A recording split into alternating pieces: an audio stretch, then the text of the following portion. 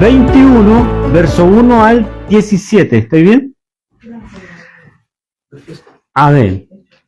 Hechos, capítulo 21, del 1 al 17. Cuando leí este texto, dije que hay como 20 mensajes.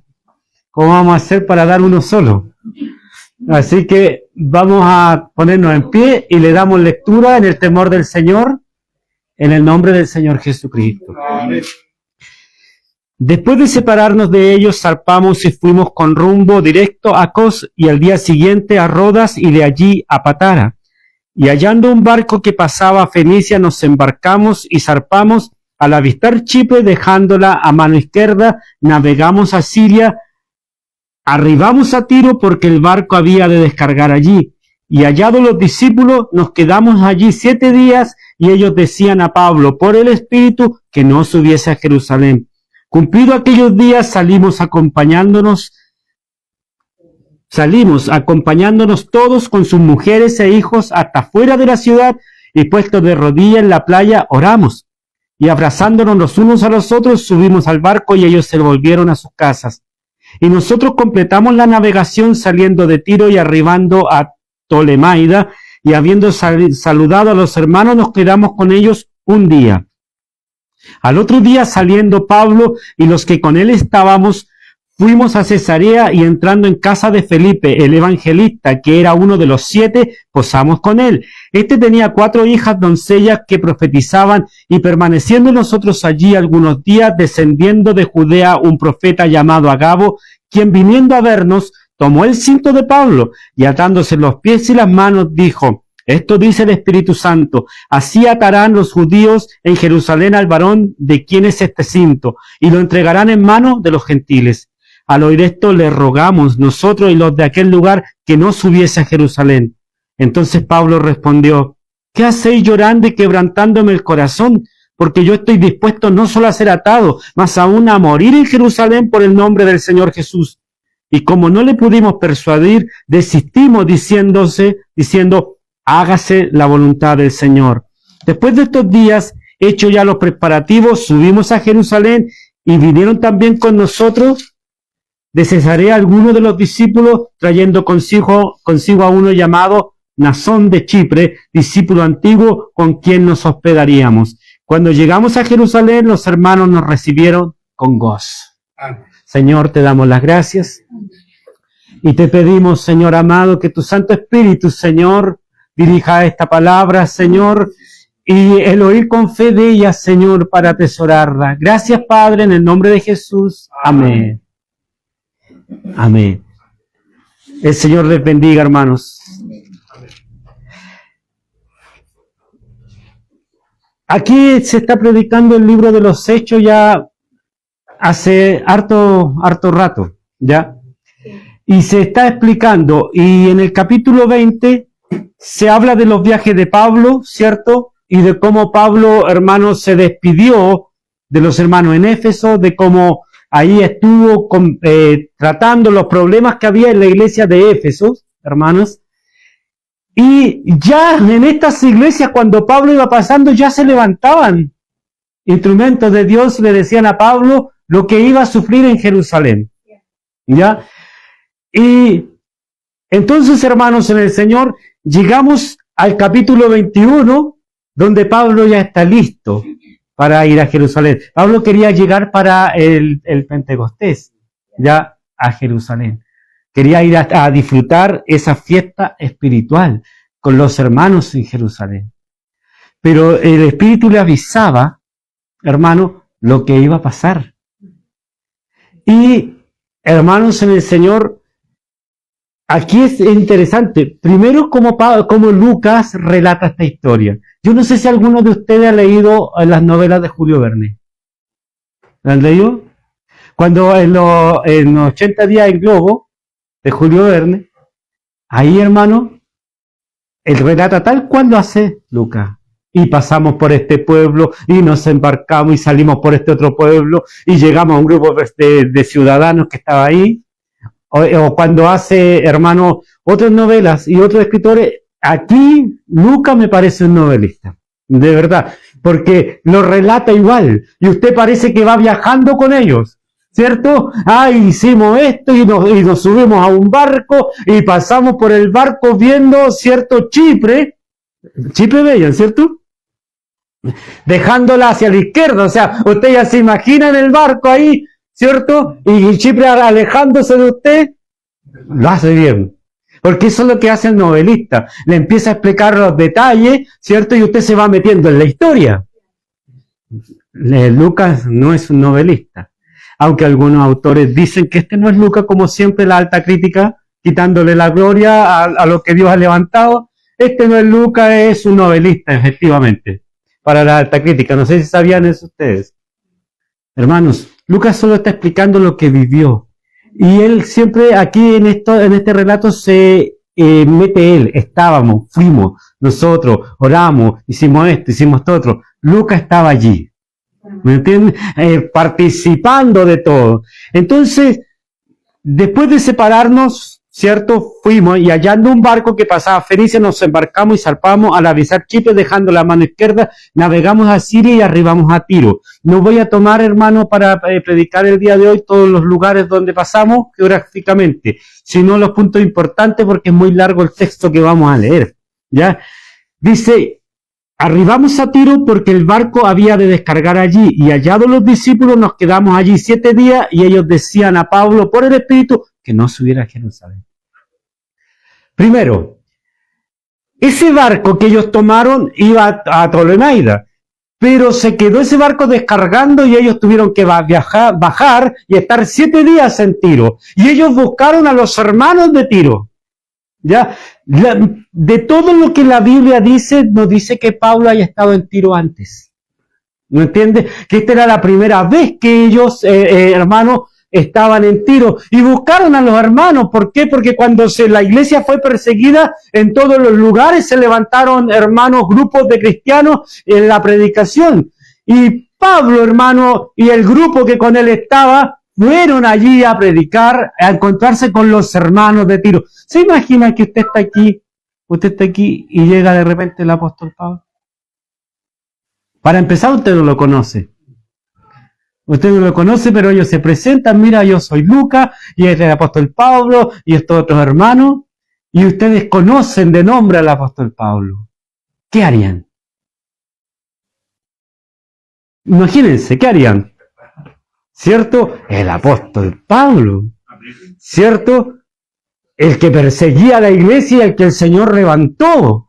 Y hoy un gran hombre de Dios. Y nos viene a visitar y llega de sorpresa, ahí no habían hermanos telegramas, ahí no había nada, ellos buscaron la iglesia y empezaron allí a predicar por 7 días, por mientras que el barco en el que viajaban se preparaba ya para zarpar de nuevo. Hermanos en el Señor, aquí vemos algo importante.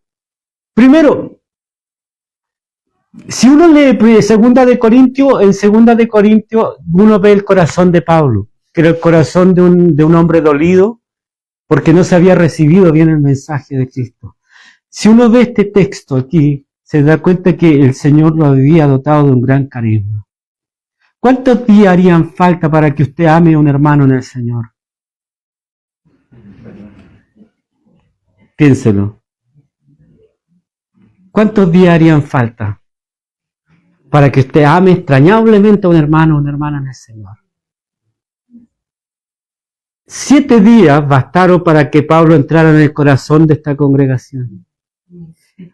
7 días de predicación intensa. Yo creo, Pablito no perdía el tiempo, hermano. Si había que predicar toda la noche, predicaba toda la noche. Como el mismo Lucas había dicho antes, y predicó largo. ¿Cierto? Y habló largo. Entonces, Pablo estaba allí con este grupo de personas, hermanos, predicándole el Evangelio, y este grupo de hermanos estaba recibiendo de primera mano la revelación del Señor. Y me imagino allí, hermano, la interacción, y por qué pasa esto, y por qué pasa esto otro, y cuándo viene el Señor, y qué va a pasar después.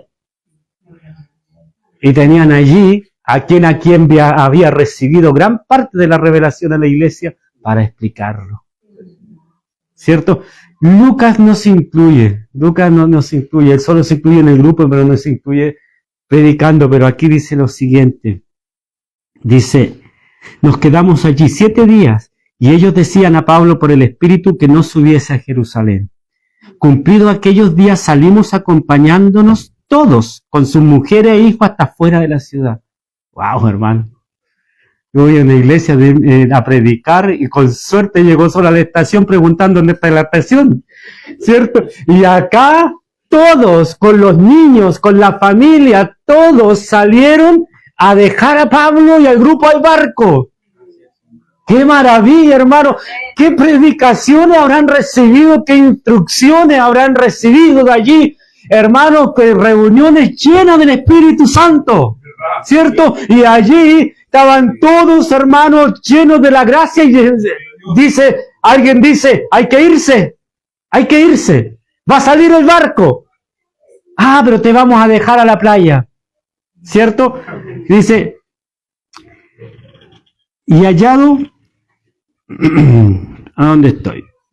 5. Cumplido aquellos días salimos acompañándonos todos con sus mujeres e hijos hasta fuera de la ciudad y puestos de rodillas en la playa, oramos. Es interesante porque los de la iglesia de Éfeso hizo lo mismo.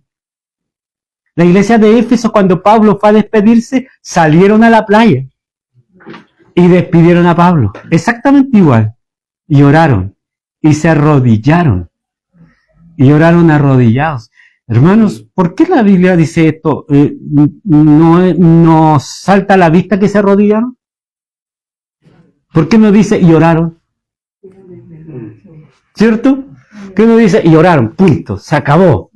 No, porque para el judío común no era normal arrodillarse al orar.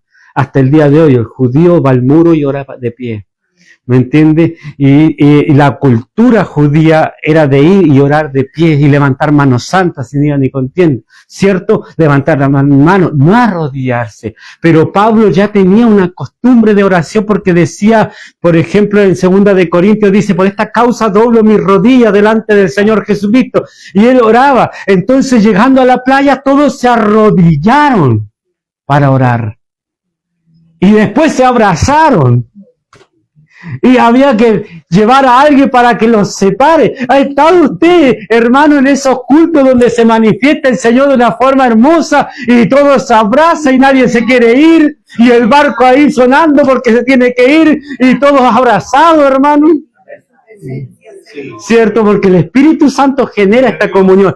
Por lo tanto, nos hacen falta muchos días para generar una comunión por el Espíritu. Hace falta un ratito, un momento, que el Espíritu Santo los conecte a todos y quedamos todos de amigos y parece que nos hemos conocido toda la vida. ¿Cierto? Entonces, es hermoso como el Señor usaba a este varón. Pero había aquí una preocupación subyacente que ya venía de varios pueblos. No vayas a Jerusalén.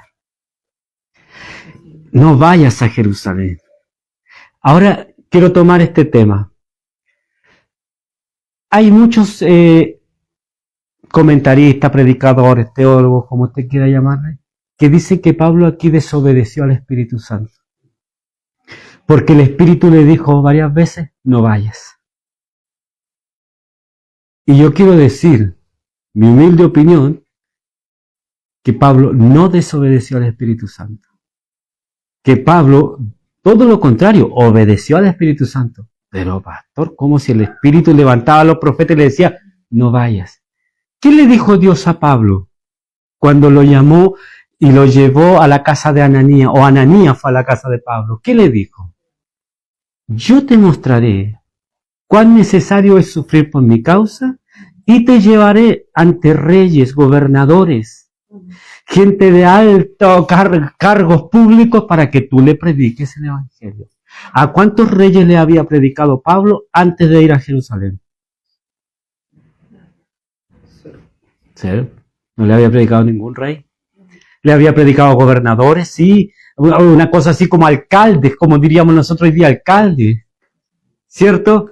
Pero no le había predicado a ningún rey. Entonces Dios sí le había dicho que lo iba a llevar para que predique ante altos gobernadores, ante el César mismo. ¿Se lo había dicho? Sí.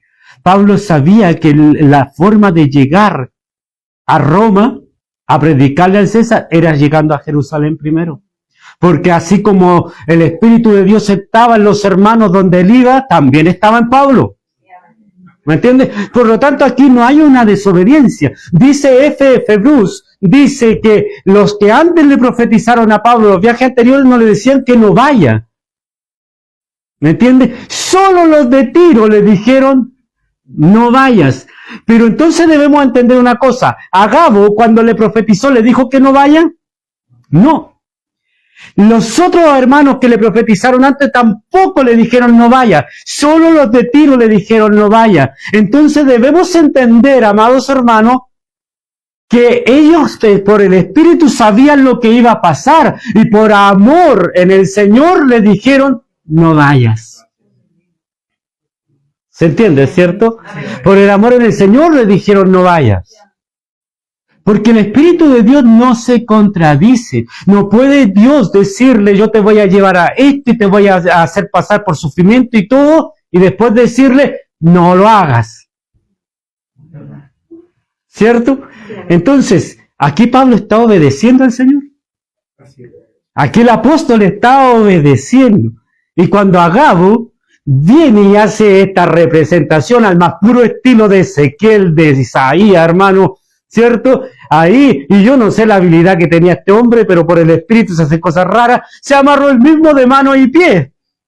No sé cómo lo hizo. Y dice, así van a llevar atado al dueño de este cinto. Entonces, dice Lucas, y ahí Lucas se embarcó también con el grupo. Le rogamos que no fuese.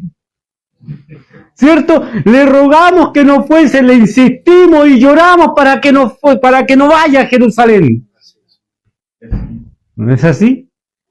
Pero Pablo le dice, ¿pero qué están haciendo? Encima están llorando. Ahí, y están haciendo que se quebrante mi corazón. Yo no estoy dispuesto solo a que me amarren, sino que estoy dispuesto a que me maten por la obra del Señor en Jerusalén. El Señor les bendiga. Amén. Hermanos, ¿hasta cuánto estamos dispuestos nosotros? Si yo sé que voy a enfrentar un problema grande, ¿estoy dispuesto a ir a ese problema? ¿Cuán dispuesto estoy a enfrentar ese problema? Yo tengo una máxima en mi vida que es algo muy simple. Al mal paso, dale prisa. ¿Cierto? Si tengo un problema, mi lógica es, hay que enfrentarlo para que esto se acabe. ¿Me entienden? Al mal paso, darle prisa. Pero si hay un gran problema donde yo sé que me van a latigar, van a burlarse de mí, van a hacer tantas cosas contra mí, ¿cierto?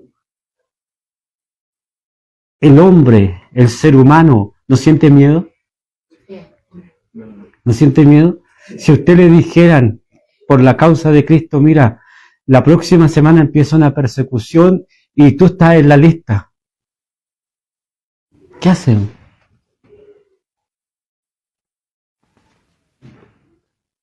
El Señor les bendiga. ¿Y puede pasar? Claro que puede pasar. Estamos viviendo en un mundo muy convulsionado, hermano.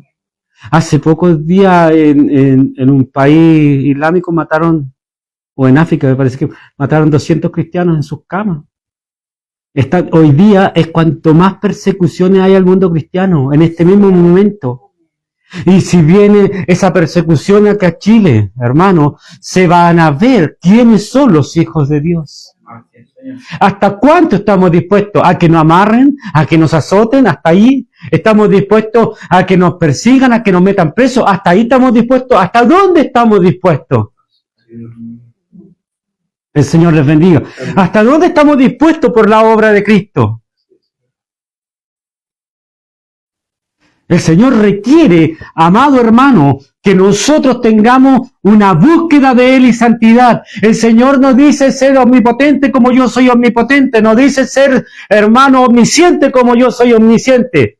Lo único que Él quiere que nosotros seamos como Él, sed santo como yo soy santo.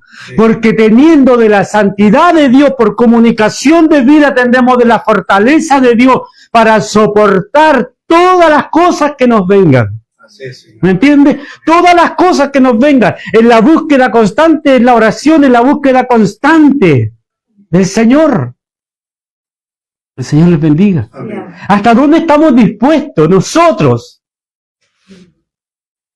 Cuando veo esto, lo que dice el apóstol, ¿por qué hacen eso? ¿Por qué lloran? Si yo estoy dispuesta a entregar mi vida por el Señor allá. Y eso me hacía reflexionar, me hacía pensar, hermanos, ¿hasta dónde estoy dispuesto yo? ¿Hasta dónde está dispuesto usted?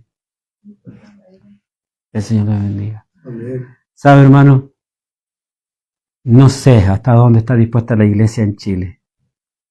De verdad. Por el Señor. ¿Hasta dónde estamos dispuestos? Tal vez nunca se nos pruebe con persecución, tal vez sí, solo el Señor lo sabe. El Señor tiene promesas para los que van a ser perseguidos. Tiene promesas de que el Espíritu Santo lo va a investir con un poder maravilloso, con un poder grande. Pero nosotros, hermanos, somos tan aprensivos para vivir la vida que un resfrío, hermano, nos derrota. Un resfrío nos derrota. Hermano, cualquier cosa nos deja en la casa, cualquier cosa nos impide cumplir con las labores que tenemos en la obra del Señor, cualquier cosa. Y podríamos decir, estoy dispuesto no solo a que me amarren, sino a que me maten por la obra del Señor. Creo que no. Pero si se manifiesta una persecución, también se manifestarán los hijos de Dios y el Espíritu Santo investirá de una forma especial a sus hijos. Amén. Así como lo está haciendo, hermano, en Irán, como lo está haciendo en Turquía, como lo está haciendo en China y en tantos países donde se persigue a nuestros hermanos. Amén. Amén. El Señor les bendiga. Entonces, cuando el apóstol ve que están todos llorando, ¿qué haría usted? Me pongo a llorar con ellos y tienen razón, no voy. Hermanos, entonces, aquí hay varias lecciones que tenemos que tomar en cuenta. Primero, lo presente que estaba el don de profecía dentro de la iglesia. Amén. Lo presente que estaba el don de profecía. Hay algunos predicadores, entre ellos algunos muy famosos que escuchamos nosotros, que dicen que las profecías se detuvieron. Ya para los días de Pablo, para los días de Pedro, se detuvieron las profecías y las sanidades. ¿Lo cree usted? ¿Cree que se detuvieron? Si aquí claramente dice. Entonces leamos. 7. Y nosotros completamos la navegación saliendo de Tiro y arribando a Ptolemaida, y habiendo saludado a los hermanos nos quedamos con ellos un día. Al otro día, saliendo Pablo y los que con él estábamos juntos, fuimos a Cesarea, y entrado en casa de Felipe, el evangelista, que era uno de los 7, posamos con él. Hermano, el evangelista que era uno de los 7. ¿7 qué? Diáconos. ¿Se acuerda cuando dice, busquemos a 7 varones llenos del Espíritu Santo? Y encontraron a quién? A 7, y entre ellos a Felipe. ¿Ya? Y Felipe, hermano, recibe a Pablo y a la comitiva en la casa. Recuerden que cuando mataron a Esteban, pusieron, hermano, allí la ropa a los pies de Pablo, y allí estaba Felipe. Cuando mataron a Esteban, estaba allí, y entonces Felipe conoció a Saulo y ahora recibe a Pablo, ¿cierto? Y lo recibe contento, porque esto es lo que hace el Señor, hermano. ¿No es así? ¿No ha visto usted cuando el Señor llama a alguien del mundo y usted lo conoció en el mundo, y cuando el Señor lo transforma y lo recibe, dice, qué increíble, yo conocí a este hombre del mundo? ¿Cierto? Es como lo que pensaba yo de mi madre siempre, que increíble lo que el Señor hizo con esta señora, pensaba yo, ¿cierto? Porque era una leona y la convirtió en cordero el Señor, por hermano.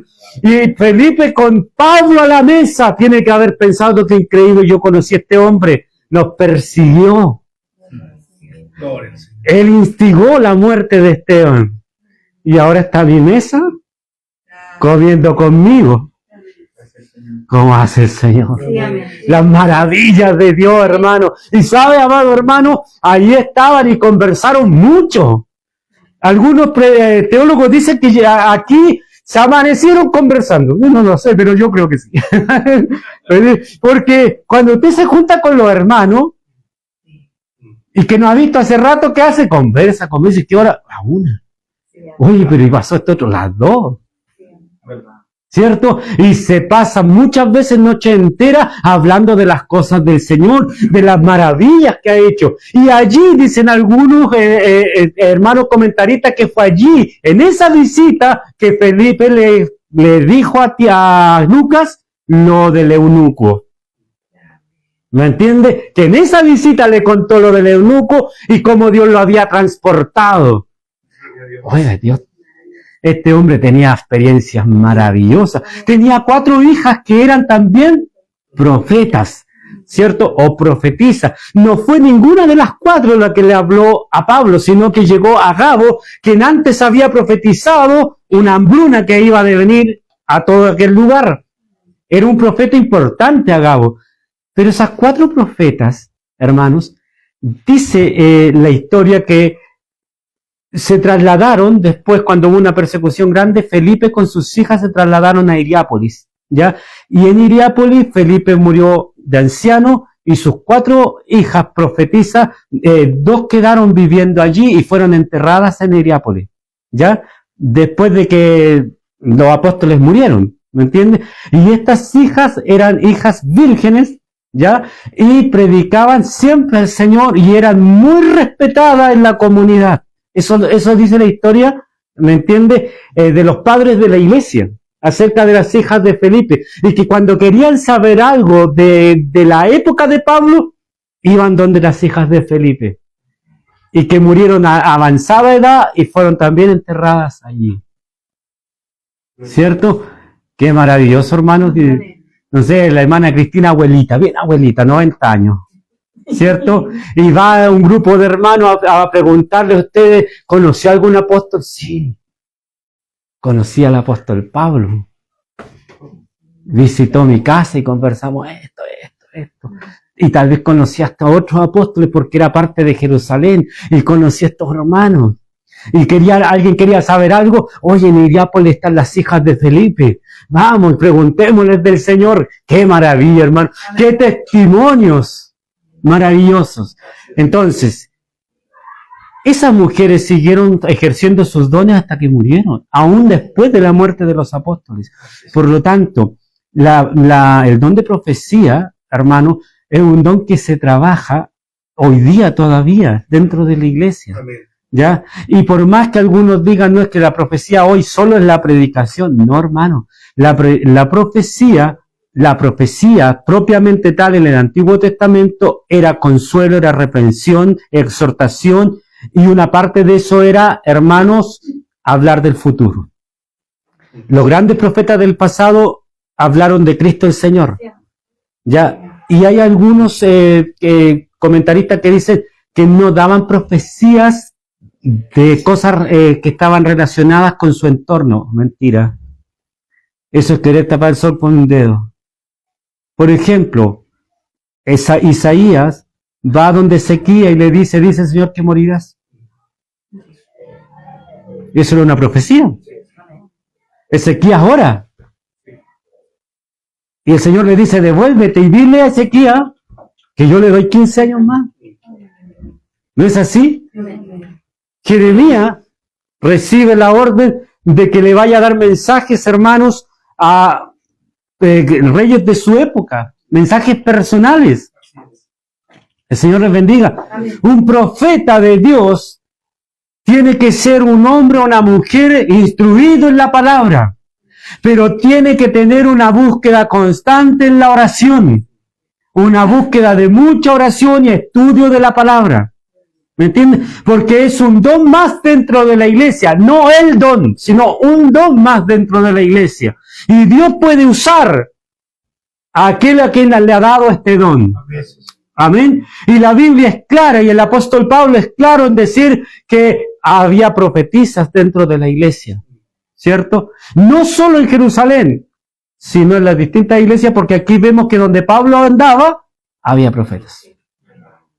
Interesante. El Señor les bendiga. Ay, ¿por qué hoy día no hay profetas? Si las hay, si los hay. Pero el que tiene este don tiene que orar mucho. Tiene que pedirle mucho la dirección a Dios. Porque un profeta de Dios no se debe dejar dirigir por las emociones. Las emociones son muy malas consejeras. Entonces, como esto se ha prestado, hermano, para mucha confusión, es fácil decir, no, esto no corre hoy día. Pero yo le digo lo siguiente. Hace años atrás había un hermano, Anita conoce este testimonio, mi suegra lo contaba. Hace años atrás había un hermano que había sido delincuente en el mundo, muy delincuente en el mundo. Y le quedaron causas pendientes y cuando el Señor lo trajo al Evangelio, el Señor lo perdonó y lo transformó. Después de algún tiempo siendo cristiano, le llegaron una orden de presentarse ante el juez para pagar, hermano, algunos delitos. Y él tenía familia y todo, y le oró al Señor. Le oró al Señor. Y pidió la oración en la iglesia y dijo, hermano, ¿sabe? Tengo este problema y me tengo que presentar mañana en la oficina tanto, y me tengo que presentar. Y ahí el Señor levantó una hermana. Y le dijo el Señor, anda, preséntate, porque yo voy a desaparecer tus papeles. No se va a encontrar nada de ti porque yo te perdoné. Yo pagué todo. Así que anda. Y él fue al lugar y sabe, hermanos, ¿quién es usted? Tal persona. Pero usted no está aquí. Pero búsqueme, no, si no está. Búsqueme en otro lado, lo buscaron por todos lados. Caballero, váyase a la casa, usted no está aquí. ¿Quién le habló a ese hermano Leonardo? ¿Quién? Si no existe el don de profecía y el Espíritu Santo no está haciendo esas cosas. Entonces le habló el enemigo. Y el enemigo le habló de que Cristo pagó sus pecados y de que Cristo lo hizo libre. Bendito su nombre, Señor. Gloria a Dios. Cuando se empiezan a negar, hermano, la obra del Señor, se están metiendo en un terreno muy peligroso. Muy peligroso.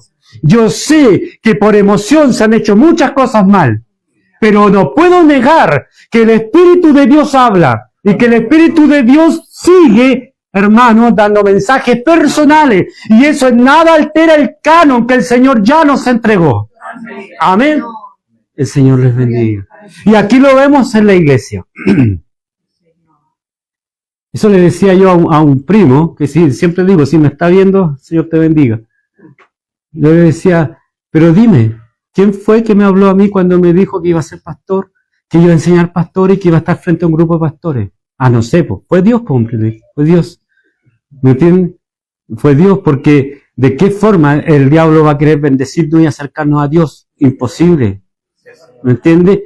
Y la Escritura dice que cuando un profeta habla, el parámetro para probar que fue Dios es que se cumpla.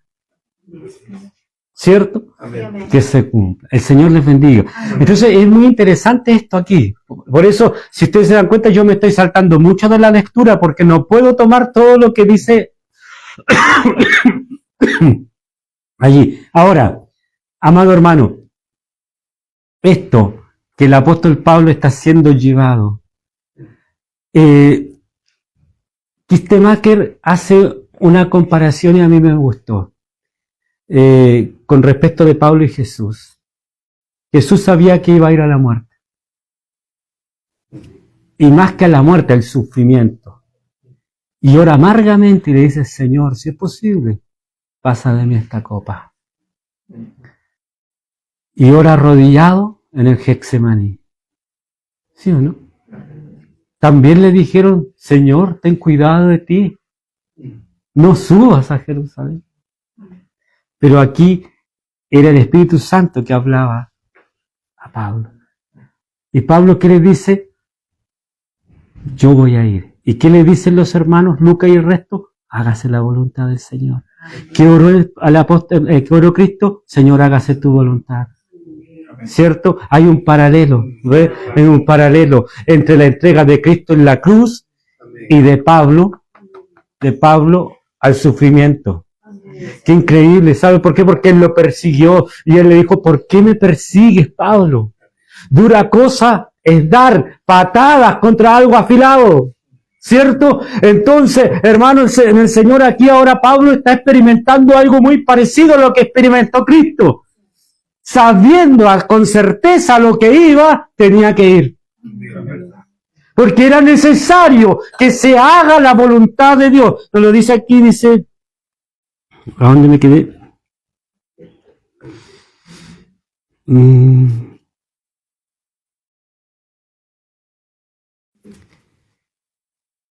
El 13. Entonces Pablo respondió: ¿qué hacéis llorando y quebrantándome el corazón? Porque yo estoy dispuesto no solo a ser atado, más aún a morir en Jerusalén por el nombre del Señor Jesús. Y como no le pudimos persuadir, desistimos diciendo: hágase la voluntad del Señor. Lo mismo que dijo Cristo: Señor, hágase tu voluntad. ¿Cierto? Y sabe, ¿usted cree que no sintió miedo? Claro que sintió miedo. Pero en este paralelo que se da de Jesús y Pablo, hermano, con razón Pablo decía: sed imitadores de mí como yo de Cristo. ¿Cierto? Sí, amén. Estoy en esta disyuntiva. No sé si predicar y quedarme predicando o morir y estar con el Señor. ¿Qué más quisiera yo estar con el Señor? Pero si estoy con el Señor ya no predico. ¿Qué hago? ¿Cierto? Hermanos, este hombre tenía mucho... los católicos dicen que los evangélicos veneramos a Pablo. ¿Ya? Hay una crítica de los católicos y dicen: los evangélicos nos critican a nosotros que veneramos imágenes y ellos veneran a Pablo. ¿Ya? Yo no venero a Pablo, pero gran parte del Nuevo Testamento son escrituras de Pablo, que Dios permitió que tuviésemos hoy día, ¿cierto? Y hermanos, este imitador de Cristo, que lo hizo al pie de la letra por amor a Cristo, lo hizo súper bien, ¿cierto? Al final dice: como a un abortivo me apareció Cristo a mí, ¿cierto? Entonces, amado hermano, después de esto, llegaron a la casa de un tal Nazón, donde nos iba a recibir antes de llegar a Jerusalén. En el próximo mensaje, hermano, ahí se la arreglará el pastor de lo que tiene que hablar, pero yo, hermano, quería dejar esta idea. Primero, me encanta, como conclusión, cómo Lucas narra la historia. Hay un libro que yo leí que se llama La fe más excelsa que se ha conocido. Nunca más lo he podido encontrar. Sé que está en internet ahora, pero no en Chile. Ese libro es maravilloso. Ese libro narra la historia de los hechos, hermano, pero en un sentido novelesco. Y narra todo lo que dice acá, la palabra.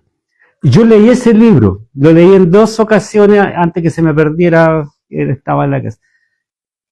Pero Lucas le muestra a usted esta historia de una forma tan fascinante que uno no puede alejar. Yo me pongo a leer y dice: ay, estuvieron por aquí.